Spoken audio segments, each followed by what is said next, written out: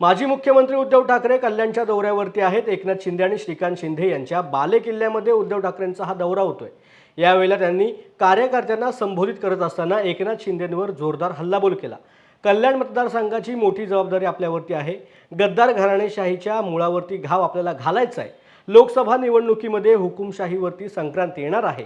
गद्दारांच्या घराणेशाहीचं ticket मोदीच कापतील अशा शब्दामध्ये ठाकरे यांनी शिंदेंवरती टीका केली। या मतदारसंघाचं काम अथवा या मतदारसंघाची जबाबदारी येणाऱ्या लोकसभेच्या निवडणुकीत फार महत्वाची आहे। कारण मी घरनं निघताना पत्रकारांशी जे बोललो त्यांना म्हटलं मी गद्दार घराणेशाहीच्या मुळावर घाव घालायला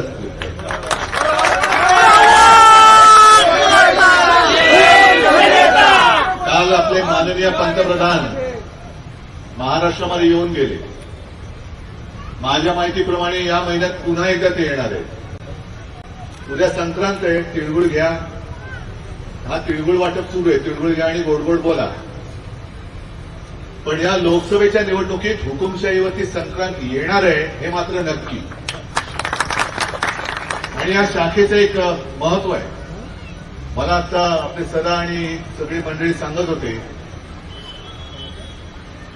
सीताराम भोईरांचं गाव, सीताराम भोई जरा तब्येत बरी नाही म्हणून आज आलेलं नाही, पण एक साधा शिवसैनिक गद्दाराला कसा पाडू शकतो हे त्याने दाखवलेलं आहे। आणि त्याच्यामुळे मला चिंता नाहीये कल्याणमध्ये काय होणार।